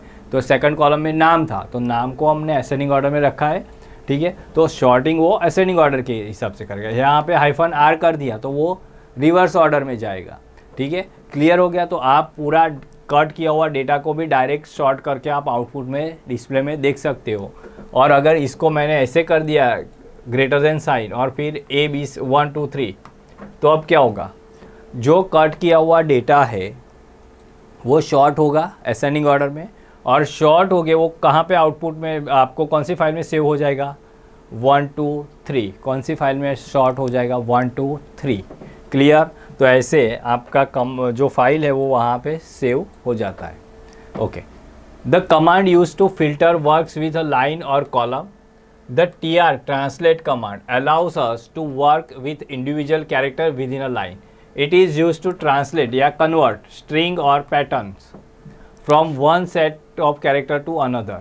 आपका ट्रांसलेट करना है किसी भी कैरेक्टर को एक कैरेक्टर में से दूसरे कैरेक्टर में, तो कौन सा वर्ड यूज़ करना है? TR command. कौन सा कमांड है? TR। ट्रांसलेट करना है, कन्वर्ट करना है, ठीक है। अब यहाँ पे हमने यूज़ किया है कैट कमांड address.txt फाइल, तो कैट कमांड से हमारे ये फाइल आ गई। सेकंड कमांड है TR करना है -s स्पेस के लिए, जहाँ पे कॉमा है वहाँ पे स्पेस कर देनी है। मतलब जहाँ जहाँ हमने यहाँ पे कॉमा किया था, डिलीमीटर्स यूज़ किया था, ठीक है, वो सारी जगह पर क्या कर देना है? अब स्पेस यूज़ करना है, मतलब कैरेक्टर चेंज कर देना है। तो आपको यूज़ करना है TR-S, ठीक है, space option sequence the additional space. मतलब अगर एडिशनल स्पेस है तो -S से वो हट जाएगा, और जहाँ कॉमा है वहाँ पे क्या है? सिंगल स्पेस आ जाएगा। कितनी स्पेस आ जाएगी? Single space. तो वो कैरेक्टर डिलीमीटर्स जो हमने यूज़ किया था, वो डिलीमीटर्स कौन सा यूज़ किया था? कॉमा। उसकी जगह पर हमने क्या कर दिया? अब स्पेस यूज़ कर दिया था। अब जब आप उसका आउटपुट देखोगे तो आपके आउटपुट में आपको यहाँ कहीं पे भी कॉमा दिखेगा नहीं, सिर्फ क्या मिलेगा? स्पेस मिलेगा। क्यों? क्योंकि आपने वो स्पेस था वो सिंगल स्पेस कर दिया, और जो एक्स्ट्रा स्पेस थी वो -S से क्या कर दी? रिमूव कर दी। मतलब एक्स्ट्रा स्पेस भी नहीं मिली, और जहाँ पे कॉमा था वहाँ पे क्या कर दिया? Single space. लेकिन जो ब्रैकेट है वो ब्रैकेट आपको स्क्वायर ब्रैकेट यूज़ करना है और सिंगल कोट के अंदर यूज़ करना है, बैक कोट नहीं, सिंगल कोट, ठीक है। बैक कोट नहीं है यहाँ पे, सिंगल कोट यूज़ करना है, डबल कोट नहीं चलेगा। क्लियर?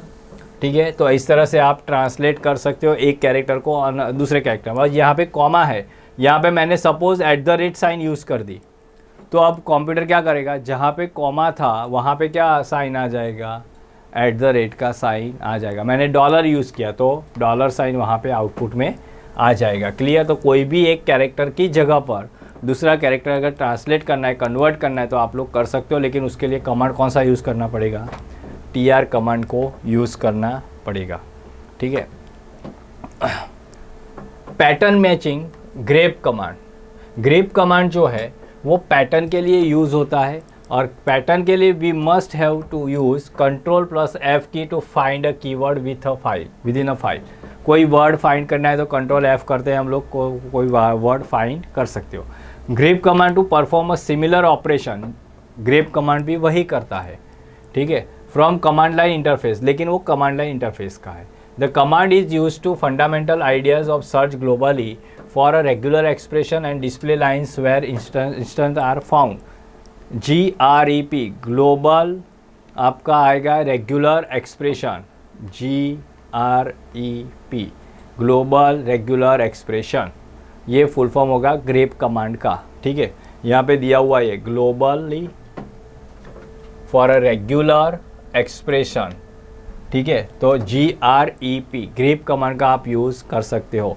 यहाँ पे आपने लिखा है ग्रेप वैदेही address.txt। अब विदिता जो लिखा है वो विदिता जिस कैरेक्टर में लिखा है, अपर केस लोअर केस, तो वैसे ही आपको यहाँ पे अगर फाइंड करके मिल रहा है तो ही आउटपुट दिखाएगा। सपोज आपने यहाँ पे विदिता का V जो है वो अपर केस में लिखा है और आप फाइंड कर रहे हो लोअर केस में,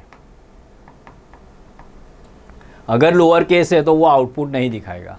अगर आपने जो फाइंड करने के लिए बोला है वो अगर अपर केस है V, तो ही वो आउटपुट में आपको दिखाएगा कि ये जो विदिता लिखा हुआ है वो अपर केस का V है और बाकी के लोअर केस में दिए हुए। तो ये आपका ग्रेप कमांड आपको दिया हुआ है, जिससे आप लोग वो पैटर्न जो है वो सर्च कर सकते हो, ठीक है। सेम अगर विदिता यहाँ पे वही लिखा है, देखो grep command Vidita address will give a name same output. The string use in the grep command in case sensitive hints the string Vidita and Vidita are different. मतलब ये केस सेंसिटिव है तो दोनों में क्या होगा, दोनों का आउटपुट डिफरेंट हो सकता है। तो बहुत बार ऐसा होता है कि हम लोअर केस में लिख रहे हैं और सर्च कर रहे हैं अपर केस में, तो आंसर नहीं मिलता है क्योंकि दोनों का वैल्यू क्या है, डिफरेंट है, ठीक है। अब उसके लिए हमारे पास बहुत सारे ग्रेप कमांड के साथ ऑप्शन आप लोग यूज़ कर सकते हो। इसमें फर्स्ट ऑप्शन है -C return only the number of match without coating the text. ठीक है, मतलब आप मैच जो कर रहे हो दो कैरेक्टर को, तो वो कैरेक्टर क्या करे, number of matches only without coating the text, text को वो क्या करता है, काउंट करके आपको आउटपुट में दिखाएगा। ठीक है, कि मैच हो रहे हैं कि ग्रेप कमांड से। -i ignore case while searching.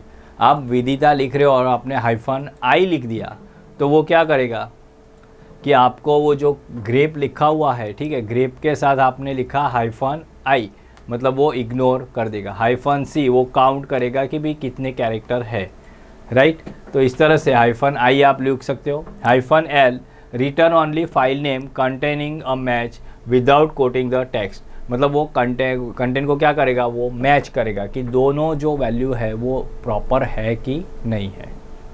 उसके बाद -n return the line number of match text as well as the text itself, मतलब ये आपको दिखाएगा। -m लिख रहे हो तो नंबर ऑफ लाइन नंबर, मतलब ये 13 लाइन नंबर पर है तो 13 लाइन नंबर वो आपको दिखाएगा।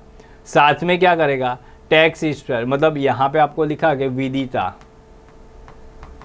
लाइन नंबर 13, मतलब 13 लाइन नंबर पर ये लोअर केस वाला विदिता दिया हुआ है जो आपने सर्च के लिए ग्रेप कमांड के साथ दिया है। तो दोनों दिखाएगा कि आपको लाइन नंबर भी दिखाता है और टैक्स भी आपको दिखाता है कि भाई ये टैक्स है और वो लाइन नंबर ये दिया हुआ है।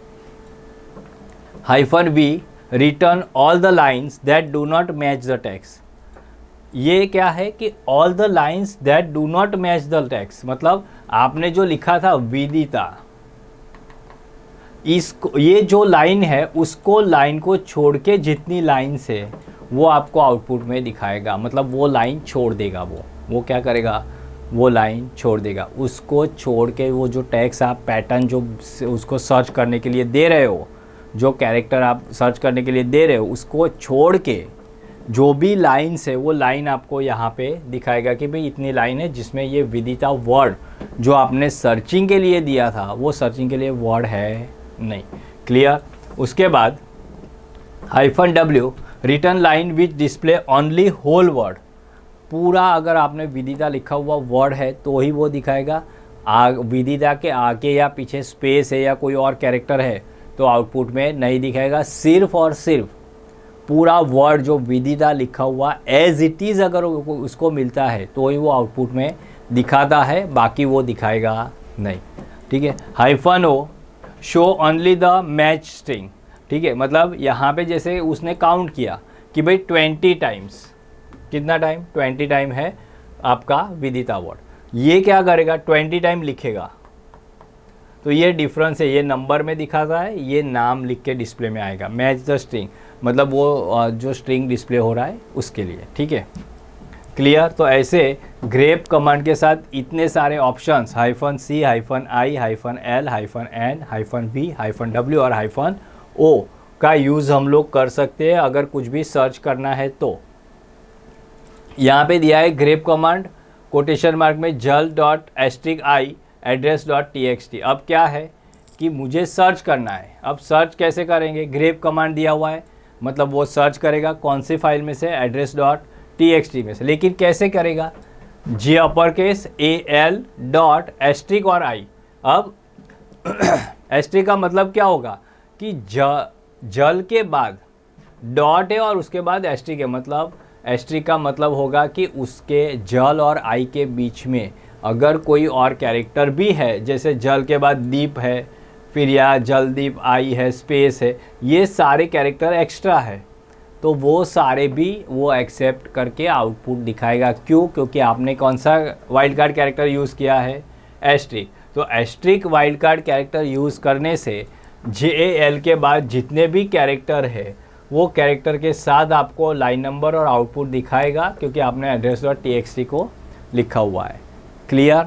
तो ऐसे आप लोग ग्रेप कमांड का यूज़ कर सकते हो डिफरेंट कैरेक्टर का यूज़ करके। सेम यहाँ पे भी दिया है क्वेश्चन मार्क है और * है। सपोज़ मैंने ऐसे लिखा JAL और फिर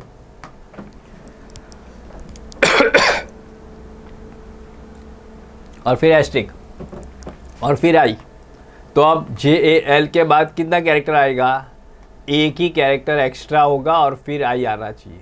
लेकिन अगर एस्ट्रिक लिख दिया, क्वेश्चन मार्क अरे एस्ट्रिक लिख दिया तो कोई भी कैरेक्टर होंगे तो भी वो एक्सेप्ट करता है। ठीक है, सेम एन और एन कॉमा दिया है, एम भी दिया है, एन एम भी दिया है। The proceeding item is match at least N number of times but not more than M number of times. Suppose आपने ऐसे लिखा कि 2, ठीक है, और फिर कॉमा करके 5, तो अब क्या होगा, 2 टाइम तो वो मैच करना है एटलीस्ट एन नंबर, या 2 टाइम तो आपको मैच करना ही करना है पूरे फाइल के अंदर, लेकिन 5 से ज़्यादा नहीं होना चाहिए, 5 से ज़्यादा नहीं होना चाहिए। तो इसलिए यहाँ पे लिखा है एन कॉमा एम, कि एन का मतलब होगा कि item at least N number of times, मतलब इतने टाइम तक तो वो सर्च करना ही करना है, 2 टाइम तो आना ही चाहिए, लेकिन but not more than M number of times, मतलब 5 से ज़्यादा नहीं होना चाहिए, लेकिन मिनिमम कितना होना चाहिए, 2 तो होना ही चाहिए। 5 से ऊपर जाना नहीं चाहिए, लेकिन 2 तक तो पहुंचना ही पहुंचना है। तो ऐसे आप लोग यूज़ कर सकते हो रिपीटेशन ऑपरेशंस ग्रेप कमांड के साथ। और एक नेक्स्ट कमांड है, वो है आपका फाइल और डायरेक्टरी फाइंड करने के लिए find command. Many times we forgot location of the file or directory that we have to created. The find command help us look for such a forgot objects. The find command looks for the search criteria for file और directory both. आपको जो भी find करना है file या directory दोनों search करेगा, क्योंकि बहुत बार ऐसा होता है कहाँ पे सर्च करेंगे वो पता नहीं है, मुझे पूरा फाइंड करना है, तो उसके लिए फाइंड कमांड दिया हुआ है। ठीक है, अब फाइंड कमांड के साथ आप कैसे सर्च कर रहे हो वो डिपेंड करेगा। जैसे आपने लिखा है कि फाइंड -m, मतलब नेम सर्च करना है। कौन सा नेम, इंट्रोडक्शन का नेम। ये ऑप्शन है कि फाइंड करना है, क्या फाइंड करना है, एक नेम दे रहा हूँ मैं, वो नेम है introduction.txt। तो ये जो नाम दिया है उस नाम को सर्च करना है, जहाँ पे भी होगा उस लोकेशन का पूरा एरिया मुझे मिलना चाहिए। तो वो पूरा पाथ दिखा देगा, कि जैसे यहाँ पे लिखा है कि फाइंड -n और इंट्रो, तो अब इंट्रो नाम से आपने एक लिखा है एस्ट्रिक यूज़ किया है। अब एस्ट्रिक यूज़ किया मतलब क्या हो गया, इंट्रो के बाद कोई भी कैरेक्टर होगा वो सारे 1 हो या 10 हो या 100 हो, उससे उसको कोई फ़र्क नहीं पड़ेगा। क्यों, क्योंकि आपने अगर एस्ट्रिक लिखा है। लेकिन मैंने अगर एस्ट्रिक की जगह सिंपल आगे अभी हमने एग्जाम्पल देखा वैसे इंट्रोडक्शन सिर्फ लिखा है,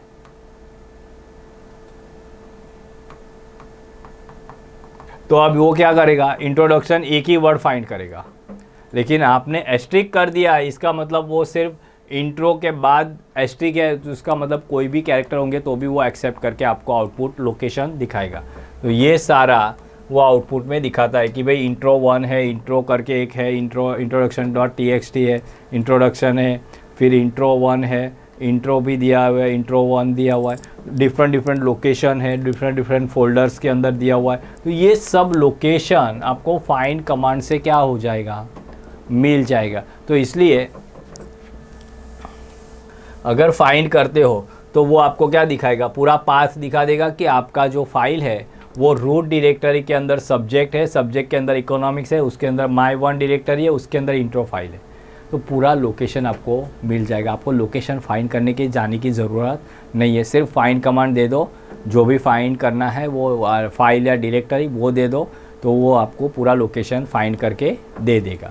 लेकिन आपको वर्ड कौन सा यूज़ करना है, -n -name, ठीक है। ओके, उसके बाद यहाँ पे एक ऑप्शन है कि ये जो आपने लिखा है वो फाइल है या डायरेक्टरी, वो कैसे पता चलेगा। आपने तो लिख दिया कि file find -name intro file है या डायरेक्टरी, कैसे पता चलेगा। अगर फाइल है तो मुझे नहीं चाहिए, मुझे डायरेक्टरी है तो फाइंड करना है। तो इसलिए हम लोग क्या लिखेंगे कि -name तक ठीक है, उसके बाद टाइप लिखना पड़ेगा, और टाइप कौन सा है, एफ का मतलब होगा फाइल, डी लिखा है तो उसका मतलब क्या होगा, डायरेक्टरी। तो टाइप ऑप्शन में आप लिख सकते हो एफ या तो डी, फाइल या तो डायरेक्टरी, ठीक है। देखो यहाँ पे लिखा हुआ है फाइंड करके -type = डी, डी लिख दिया, इसका मतलब क्या होगा, कि वो डायरेक्टरी है। तो अब उसको फाइल अगर मिलती है ये कमांड में, सपोज़ आपने ये कमांड लिखा है, अब इस फाइल में उसको डायरेक्टरी मिल रही है तो वो आउटपुट नहीं दिखाएगा। और अगर आपने F की जगह पर D लिखा है और उसको फाइल मिल रही है तो आपको आउटपुट नहीं दिखाएगा। मतलब आप अगर फाइल बोल रहे हो तो वो फाइल ही फाइंड करेगा आप अगर डायरेक्टरी बोल रहे हो तो वो डायरेक्टरी ही फाइंड करेगा। मतलब फाइल या तो डायरेक्टरी, दो में से एक ही वो क्या करेगा, फाइंड करता है। ठीक है। और अगर सिर्फ फाइंड लिखा और हाइफन टाइप नेम लिखा और इंट्रोडक्शन लिख दिया तो वो फाइल और डायरेक्टरी दोनों आपको आउटपुट में दिखाएगा। लेकिन अगर पर्टिकुलर टाइप लिख दिया तो जो टाइप आप बोल रहे हो वही टाइप वो क्या करेगा, आउटपुट में दिखाएगा। सेकंड है hyphen M time hyphen -1, find command के साथ hyphen M time, search object modify with the past 24 hours. मतलब लास्ट 24 आवर्स में आपने जो भी अपडेशन किया है, जो भी मॉडिफिकेशन किया है फाइल या डायरेक्टरी के अंदर, वो आपको आउटपुट में दिखाएगा। लेकिन आपको क्या लिखना पड़ेगा, -1। तो पास्ट 24 आवर्स, कितना, पास्ट 24 आवर्स, लास्ट 24 आवर्स में जो भी आपने, या तो अभी 24 आवर्स में जो भी आपने अपडेशन किया है वो सारा फाइंड आपको करके देगा। एम टाइम +1 लिखा तो search object modify more than 48 hours. मतलब बहुत बार ऐसा होता है कि भाई 24 आवर्स में तो किसी ने चेंज नहीं किया, लेकिन 48 आवर्स में कोई चेंज करके चला गया। आज आपने अगर 24 आवर्स का देखा तो आपको आउटपुट नहीं मिलेगा। लेकिन अगर आपको पता चला कि भाई नहीं ये तो एक दिन पहले आके चेंज करके गया है, उसको मुझे फाइंड करना है, तो उसके लिए फिर क्या है, +1 लिख दो। 48 आवर्स का पूरा आपको डेटा मिल जाएगा, आपको फाइंड करके उसका पाथ भी मिल जाएगा कि कहाँ पे वो फाइल स्टोर है। तो इस तरह से फाइंड अगर करते हो, +1 लिखोगे तो 48 आवर्स का टाइम वो सर्च करेगा, और अगर -1 लिखते हो तो वो 24 आवर्स का फाइल सर्च करके देता है। Clear? Okay. Next is directory 1 directory 2 hyphen name script H, search directory 1 2 for a file script.sh। अब यहाँ पे क्या है, हमने एक फाइल नेम दिया है, दूसरी फाइल नेम भी दिया है। ये दोनों डायरेक्टरी जो है उस डायरेक्टरी में आपको script.sh करके जो फाइल है वो सर्च करनी है। तो अब कंप्यूटर क्या करेगा, पूरे कंप्यूटर में सर्च नहीं करेगा, वो सिर्फ सर्च करेगा डायरेक्टरी 1 और डायरेक्टरी 2। आपको अगर पता है कि मैंने कोई फ़ाइल क्रिएट की है, वो सिर्फ ये दो डायरेक्टरी के अंदर ही है, वो अगर मुझे फाइंड करना है, लेकिन बहुत सारी फाइल्स है उसके अंदर, तो आपको वह डायरेक्टरी का नाम ही लेना है, डायरेक्टरी 1 और डायरेक्टरी 2। जैसे ही आप देते हो तो उन दो डायरेक्टरी में से अगर कोई एक डायरेक्टरी में आपका फ़ाइल है तो वो पाथ में आपको वो फाइल क्या करेगा, डिस्प्ले कर देगा। तो इसलिए आपको डायरेक्टरी 1 और डायरेक्टरी 2 दो डायरेक्टरी देना है, और देने के बाद आपको हाइफन नेम, मतलब वो नाम सर्च कर रहे हैं, फाइल का नाम है script.sh, तो वो फाइल आपको सर्च करके मिल जाएगा। ओके। नेक्स्ट इज जिनका साइज 0 है उसको डिलीट करो। जिसका फाइल का साइज हाइफन साइज 0 है उसको क्या करना है, रिमूव करना है। मतलब बहुत बार हमारा फाइल हम फोल्डर क्रिएट करके, डायरेक्टरी क्रिएट करके या फाइल क्रिएट करके क्लोज कर देते हैं, उसमें कुछ डेटा होता नहीं है, लेकिन वो फाइल स्पेस ऑक्यूपाई करता है। ऐसी फाइल को अगर रिमूव करना है तो आपको सिंपल लिखना है find command hyphen size 0 delete. तो जैसे ही आप फाइल फाइंड करोगे वो ऑटोमेटिक आपको क्या कर देगा, फाइल रिमूव कर देगा। आपको पूछेगा नहीं, वो फाइल क्या कर देगा, डायरेक्ट रिमूव कर देगा। Search for file of 0 bytes and delete them from the desk. मतलब जितनी भी फाइल है डेस्क पर, वो सारे डेस्क की फाइल वो क्या कर देगा, रिमूव कर देगा। जिसकी साइज़ 0 होगी वो 1 साइज़ भी अगर है किसी का, 1 बाइट भी है, 1 बिट है, कुछ भी है, तो उसको वो रिमूव नहीं करेगा। सिर्फ और सिर्फ 0 साइज़ अगर किसी फाइल का है तो ही वो उसको क्या करेगा, रिमूव करेगा, तो ही वो उसको रिमूव करेगा। Find executable file to search the executable file in current directory.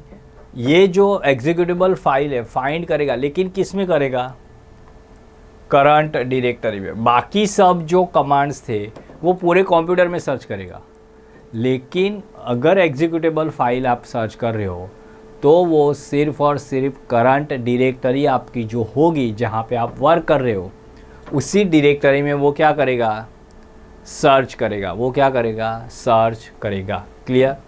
Okay. Find root home hyphen user Jagat, search for the object whose owner is Jagat within the home directory and its sub directory.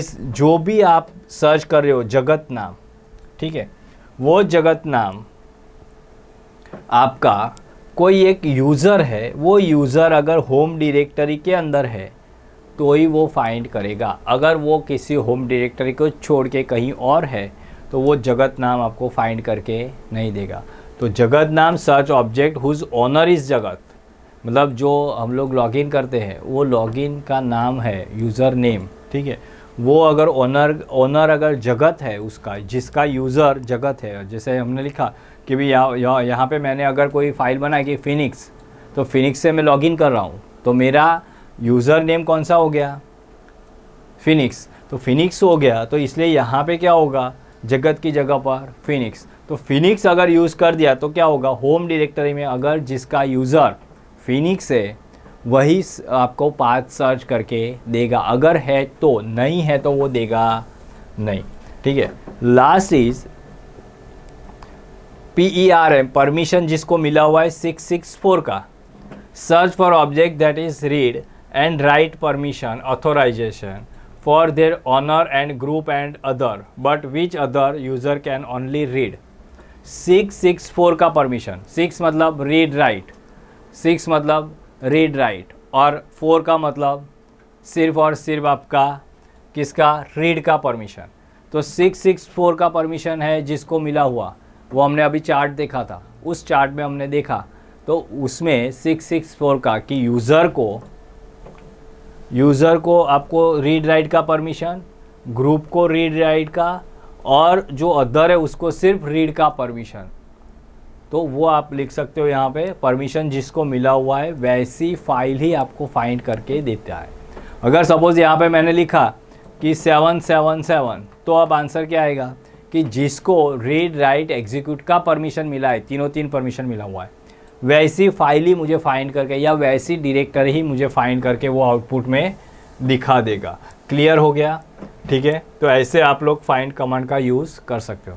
Running command as the super user के 2-4 commands है आपको दिया हुआ, Ubuntu generally use करते हैं हम लोग, ठीक है। सबसे पहले सूडो कमांड जो है वो कोई भी हम लोग जब भी इंस्टॉल करते हैं कोई भी प्रोग्राम, ठीक है, तो उसके लिए कमांड दिया हुआ है इंस्टॉल करने के लिए, वो है आपका सूडो का, सूडो apt.get, ठीक है, आपको दिया है इंस्टॉल करना है स्काइप को। तो सूडो कमांड सुपर यूज़र का कमांड है जो आपको इंस्टॉल करने की परमिशन देता है, ठीक है। तो उसके लिए आपको एक कमांड दिया हुआ है, कोई भी चीज़ इंस्टॉल करना है तो the super user can also perform operations of adding, deleting and upgrading a user's group or object in the system. Some of the commands listed below as the such a purpose.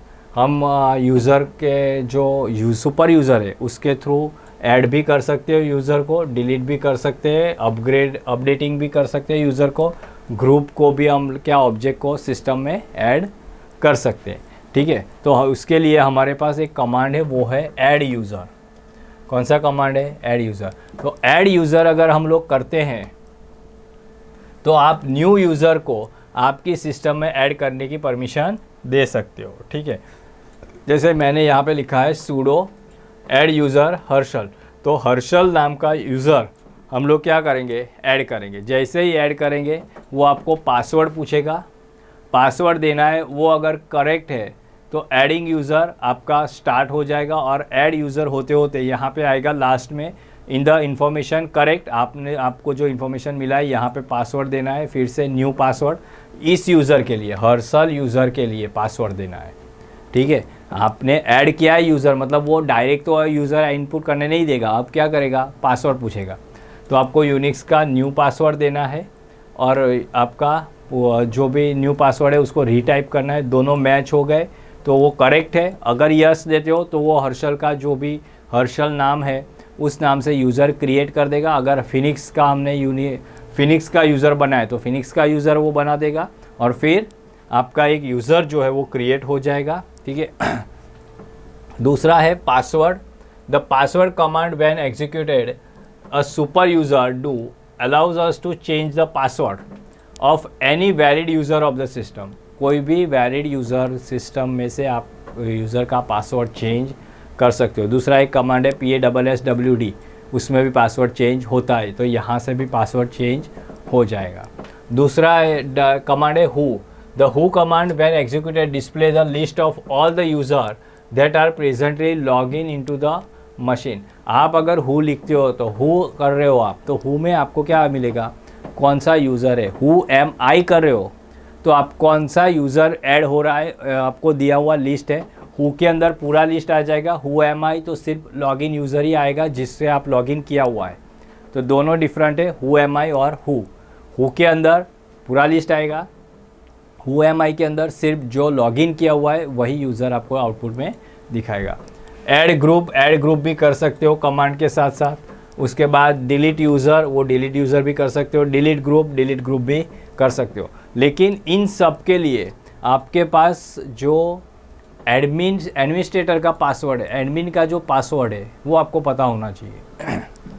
Root का जो password है वो पता होना चाहिए। तो आप group भी ऐड कर सकते हो, डिलीट भी कर सकते हो और डिलीट ग्रुप भी कर सकते हैं। ठीक है। तो सुपर यूज़र के इतने थोड़े से कमांड आपको दिया हुआ है। इसके बाद हम लोग जाएंगे MCQ के अंदर। Which of the following command is use to count the total number of lines, word and character contain in a file में से आपको काउंट करना है लाइन को, वर्ड को और कैरेक्टर को। कौन सा आंसर आएगा, वर्ड काउंट। ठीक है। Second, which of the following command is use to remove file. Remove file करना है तो कमांड आंसर क्या आएगा, RM। ये RM है, right. Third, which of the following command is use to remove the directory. Remove directory करना है तो RD और RDIR क्या आएगा, RMDIR, remove directory. Next, which of the following command is use to count just the number of lines contain in a file. सिर्फ line number को find करना है, वो काउंट करना है, तो क्या आएगा, WC-L। अगर W किया तो वर्ड काउंट होगा, -C किया तो कैरेक्टर काउंट होगा और -R तो है ही नहीं, रिवर्स ऑर्डर के लिए है। ठीक है। The command chmod 6761 letter is equivalent to which of the following access rights. तो यूज़र 7, ग्रुप का 6 और O का 1। आंसर एक्चुअली C होना चाहिए, लेकिन C में गलत है। chmod करके कुछ है नहीं। अगर है तो S निकाल दिया तो chmod user equal to RWX, यहाँ पे S लिखा हुआ है तो RWX होगा। ग्रुप का रीड और राइट परमिशन और O का अदर के लिए सिर्फ आपका एग्जीक्यूट का परमिशन। तो रीड राइट एग्जीक्यूट का ये परमिशन आंसर आएगा, लेकिन यहाँ पे S लिखा है, यहाँ पे भी S लिखा है, इसलिए आंसर फर्स्ट आएगा कि यूज़र के लिए फर्स्ट है, ग्रुप के लिए सेकंड और अदर के लिए 1 है। ठीक है, आंसर फर्स्ट। वरना अगर S दोनों में से निकाल दिया और यहाँ पे X कर दिया तो आंसर क्या आएगा, C। Clear. Which of the following refers to the maximum length of the file name in Linux. कितना है, 255 कैरेक्टर आप लोग दे सकते हो, 255 character. In hierarchy of series of directories branch in the user system start from which of the following directory। Start कहाँ से होगा, root से। कहाँ से होगा, रूट में होम डायरेक्टरी होती है, इसलिए स्टार्ट कहाँ से होगा, रूट के अंदर। Which of the following command is use to copy a file. तो क्या आएगा, टार तो है नहीं, CPIO नहीं है, COPY कॉपी भी नहीं है, क्या है, CP command. Which of the following command is use to display your current working directory. Current working directory मुझे फाइंड करनी है, कमांड क्या आएगा, PWD, क्या आएगा PWD। Which of the following command is use for searching a pattern in a file. Pattern file find करना है, क्या आएगा grep. Globally regular expression, globally regular expression GREP, grep. Which of the following is not a redirection symbol. ये greater than use करते हैं, दो greater than sign भी use करते हैं, लेस देन साइन भी यूज़ करते हैं। कौन सा नहीं करते हैं, एस्ट्रिक। तो एस्ट्रिक वाइल्ड कार्ड कैरेक्टर है। एस्ट्रिक क्या है, वाइल्ड कार्ड कैरेक्टर आपको दिया हुआ है, इसलिए एस्ट्रिक जो है हम लोग यूज़ नहीं करते। Which of the following syntax is correct to assign a read permission on users life, user life, अरे यूज़र फाइल सॉरी, क्या आएगा। अगर परमिशन चाहिए रीड का देना है तो यूज़र का आएगा chmod user plus R file name, user chmod user plus का साइन, मतलब आप परमिशन दे रहे हो, माइनस का साइन होता तो परमिशन रिमूव हो जाती, इसलिए हम अगर दे रहे तो प्लस R फाइल नेम दिया हुआ है। Which of the following refers to the minimum argument of CP command. Minimum argument CP command में कौन से है, दो। मिनिमम कितने होने चाहिए, दो। MV में भी मिनिमम कितने होने चाहिए, दो। तो क्या आएगा 2। The MV command in Linux is used for which of the following purpose, to move a file or to remove rename a directory, to copy a file or to all of the above. क्या आएगा to move a file. Move file होगा कहाँ पे, directory के अंदर। दो file name है तो वो रिमूव होगा, रीनेम होगा। लेकिन अगर डायरेक्टरी को हमको पूछा है तो डायरेक्टरी को रीनेम नहीं करता है, वो किसको रीनेम करता है, फाइल को। तो जो फाइल है उसको अगर आप कौन से पर्पज से बना रहे हो तो move a file. Which of the following command is use to view one page content on the screen at a time. One time पूरा मतलब एक टाइम पर एक ही पेज मुझे बहुत सारे पेज में से देखना है तो कौन सा कमांड है, मोर कमांड,